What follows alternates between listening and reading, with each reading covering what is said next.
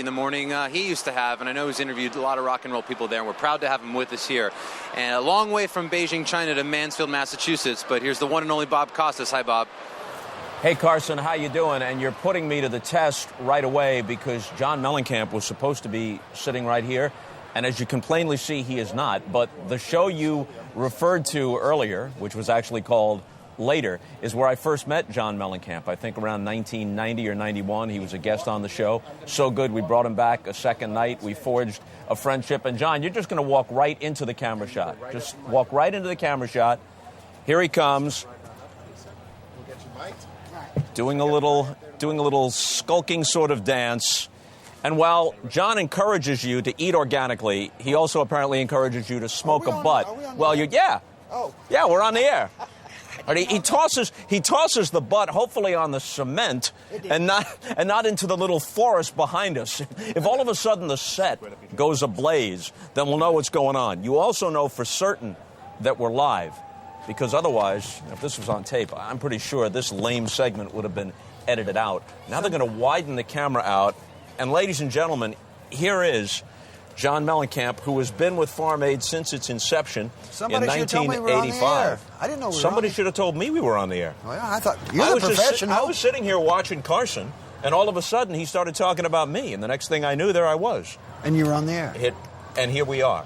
That's the way it is. Total professionalism here. Yeah, you have been with Farm Aid since the start. Right. In fact, I was looking at the coffee table Farm Aid book on my way up here.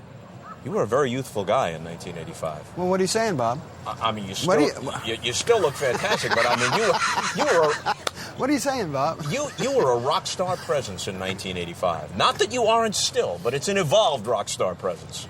Well, thank you, Bob. I appreciate it. You guess. Thank you. You guess. Thank you. How has Farm Aid evolved? Then it was kind of a response to a crisis. Now it's kind of an ongoing thing, right? No, it's a crisis. I didn't want you to do this by yourself. Well, I need some help. Neil Young comes in to bail out Mellencamp. That's right. Neil, Bob Costas, how are you? Nice to see you again. Nursing an injury? No, just trying to prevent one. There you go.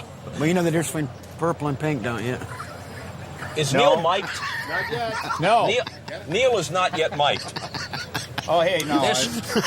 This is 100% professionalism. Absolutely smoothly presented. There's no bumps in the road here. Two of the biggest stars in the world, and we're just winging it. Someone got a mic for Mr. Young? There we go. All right, so the question is, in 85, when Farm Aid started, I was saying to John, it was in response to a crisis. Now it's evolved, but John was saying he still thinks it's at a crisis stage. Oh, I think Farm Aid was one of, the small American farmer was one of the first things that went. Now, we're all the way up to savings and loans. When you privatize things and the government is no longer involved in other things, then, you end up with what we've got here, 3 or 4 companies running the world. What would you like to see government do? There'll be a lot of conversation tonight about what farmers can do, what people watching can do in terms of donations, what consumers can do to become educated and know that they're purchasing food from family-run farms. But what would you like to see government do? I would like to see government level the playing field.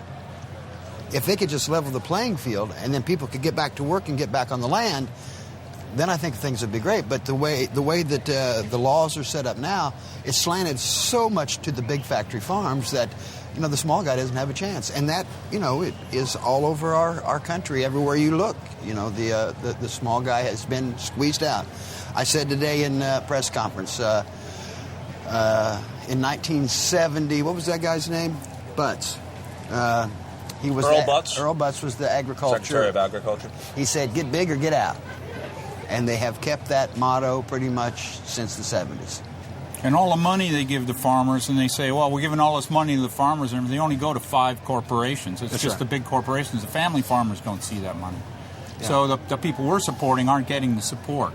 You have to do it, we have to do it in a grassroots way.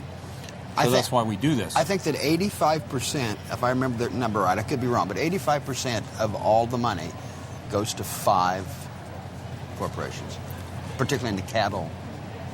What would you want people watching the show right now to do, besides make a donation? what would you want them to do in terms of educating themselves as to how they can help out? Eat farm-made food. Food that comes from a farm.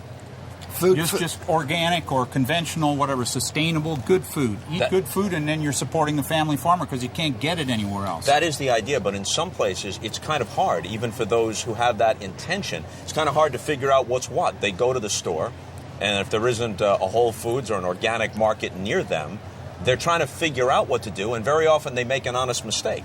Well, if you look at your food, in most supermarkets, they label it. It's labeled like sustainable or organic. And if it's not labeled either one of those, then you shouldn't buy it because it's not as good. Well, Neil put it a very clever way about 10 years ago. I think it was Neil that said, if you walk into a grocery store and it looks like a children's toy department, you should probably walk out. You know, with all the colors and Buy Me and the games and the tricks and all that stuff. Here's one, maybe one you wouldn't have expected, but it occurred to me as I looked at the roster of artists here. Safe to say that most of you are politically well left of center. Many family farmers are pretty conservative. Is there a disconnect? Is there a political disconnect? We're all eating. We're Democrats, Republicans, we all eat, and we all have kids, and we're all trying to make our kids as healthy as we can, and that's what we focus on. I don't want to get involved in bitter pills that we've had to have from different political organizations and everything. I don't think we should focus on that. We should focus on the future, which is, rebuilding the family farm infrastructure that used to be there, bringing it back, much like we're trying to bring back our way of life in general, and just realize the farms are a great representation of that.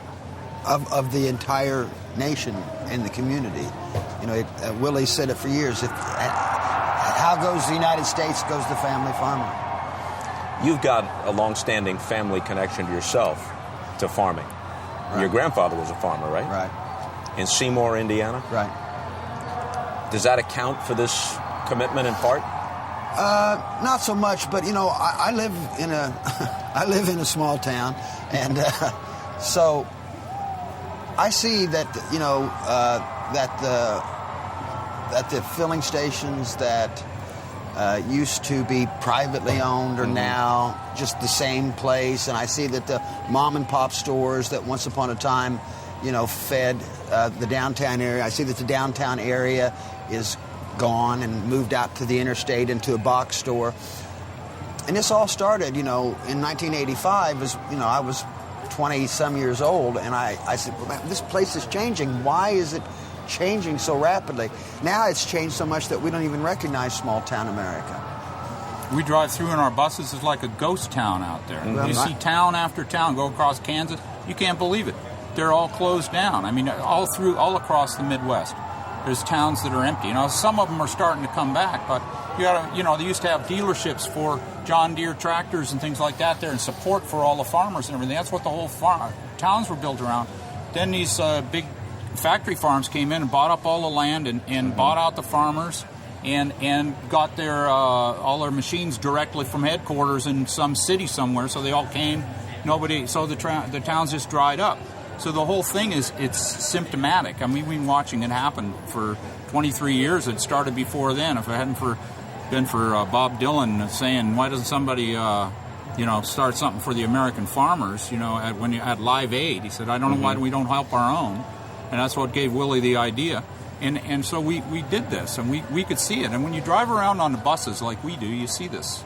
Well, it's just not in Kansas. It's like in Indiana, Michigan, all these places. There were all these great little towns that existed that they just don't exist anymore. Interesting that while Farm Aid has been all around the country, this is the first time, even though Farm Aid has much of its headquarters in Massachusetts, it's the first time that Farm Aid has staged its event in New England. Yeah, it is, and I think that it's a great thing that it is. What would the governor great reception here. Well, what would the governor say that 85% of all farms? There's a lot of family farms here in Massachusetts. Yeah, and it was surprising how high the number was. That's great. All right, we will be back hopefully to talk a bit more with both Neil and John as the evening goes along, and more importantly, you'll hear both of them perform upcoming. But right now, we'll send it back to Carson Daly. Carson.